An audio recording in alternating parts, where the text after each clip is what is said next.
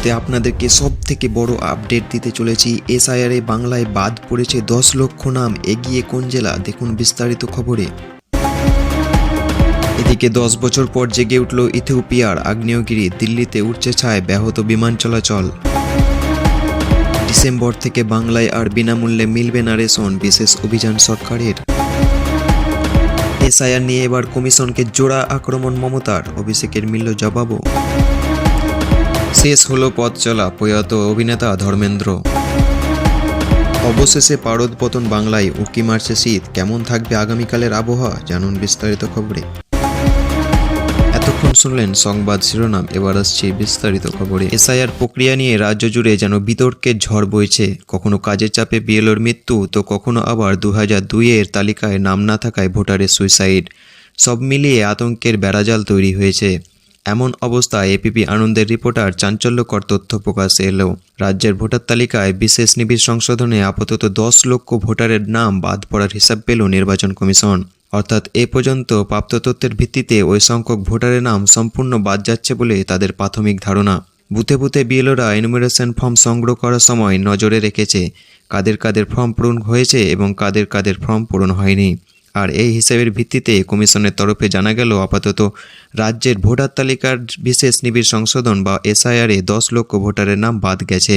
আর এই 10 লক্ষের মধ্যে 6.5 লক্ষ মৃত ভোটারের নাম রয়েছে। তেমনি আবার একাধিক নাম জায়গায় রয়েছে, কিছু নাম স্থানান্তরিত হয়েছে, আবার কিছু ভোটার নিরুদ্দেশ রয়েছে। তবে সঠিকভাবে মোট কত নাম বাদ পড়বে তা চলতি সপ্তাহের মধ্যে জানা যাবে বলে আশা করছে নির্বাচন কমিশন। একাধিক ঝামেলা ঝঞ্ঝটের মাঝে গত 4 নভেম্বর থেকে রাজ্যে শুরু হয়েছে ভোটার তালিকার বিশেষ নিবিড় সংশোধন। কিন্তু এসআইআর শুরু হতে যেন একাধিক বিতর্ক ঘিরে ধরল।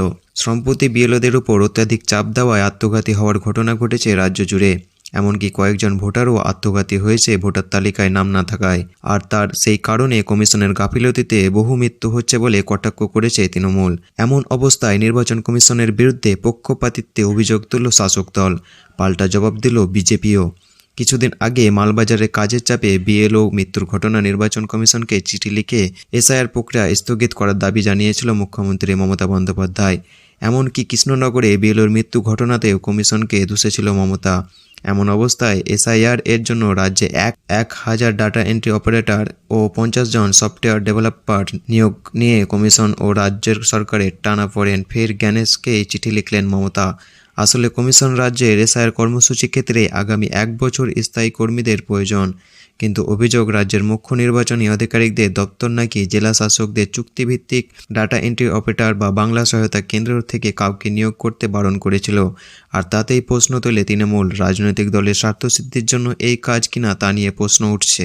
কমিশনের বিরুদ্ধে পক্ষপাতিত্বের অভিযোগ উঠতেই বিরোধী দলনেতা শুভেন্দু অধিকারী পাল্টা অভিযোগ করেন যে রাজীব সিনহার মতো একজন দুর্নীতিগ্রস্তকে দিয়ে রাজ্য নির্বাচন কমিশন পরিচালনা করে মুখ্যমন্ত্রী পঞ্চায়েতের পুরসভা ভোট লুট করেছিলেন। কিন্তু জাতীয় নির্বাচন কমিশনকে দিয়ে এই কাজ করা যাবে না। এদিকে কমিশনের বিরুদ্ধে অভিষেককে পাল্টা হুঁশিয়ারি। তিনি বলেন, কমিশন বিজেপির সহকারী হিসেবে কাজ করছে, কিন্তু বোঝাতে হবে এটা বিহার নয়। এছাড়াও তিনি আরও বলেন যে বিহার, মহারাষ্ট্র, হরিয়ানা ও দিল্লির সঙ্গে বাংলায় অনেক ফারাক আছে। লোকসভা ভোটের তুলনা সব বুথে অন্তত একটি ভোট বাড়বেই।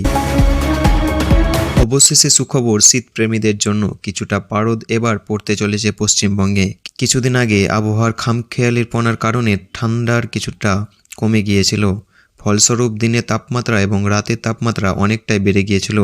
তবে এবার সকলকে চমকে দিয়ে ফের অগ্রহায়ণের শুরুতে পারদ কমতে শুরু করেছে।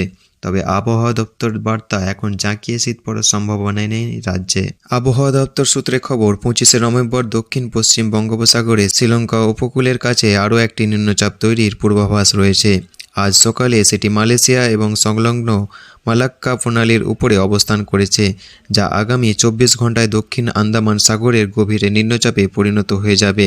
তারপর অগ্রসর হবে আরও পশ্চিম ও উত্তর পশ্চিম দিকে। এরপর আগামী বৃহস্পতিবারের মধ্যে বঙ্গোপসাগরের উপরে সেটি ঘূর্ণিঝড় রূপে পরিণত হবে। এর ফলে দুর্যোগ তৈরি হতে পারে আন্দামান ও নিকোবর দ্বীপপুঞ্জে। উত্তাল থাকবে সমুদ্র, যদিও এর জেরে রাজ্যের আবহাওয়ার কোনো বড় পরিবর্তন হবে না। আলিপুর আবহাওয়া দপ্তরের বুলেটিন অনুযায়ী আগামীকাল কলকাতা সহ দক্ষিণবঙ্গে একাধিক এলাকা শুষ্ক আবহাওয়া বজায় থাকবে। জানা গিয়েছে কিছুটা পারদ পড়তে চলেছে রাজ্যে। আলিপুর আবহাওয়া দপ্তরের তরফে জানানো হয়েছে আগামী দুদিনের পশ্চিমের বঙ্গের বিভিন্ন জেলায় সর্বনিম্ন তাপমাত্রা 2 ডিগ্রি সেলসিয়াসের মতো কমে যাবে। অন্যদিকে পশ্চিমের জেলাগুলিতে শীতের আমেজ টের পাওয়া যাচ্ছে। আরও 1 থেকে 2 ডিগ্রি পারদ নামবে, যদিও সেই স্বস্তি বেশি দিন স্থায়ী হবে না, কারণ বুধবার থেকে ফের পারদ চড়বে পশ্চিমবঙ্গের বিভিন্ন জেলায়।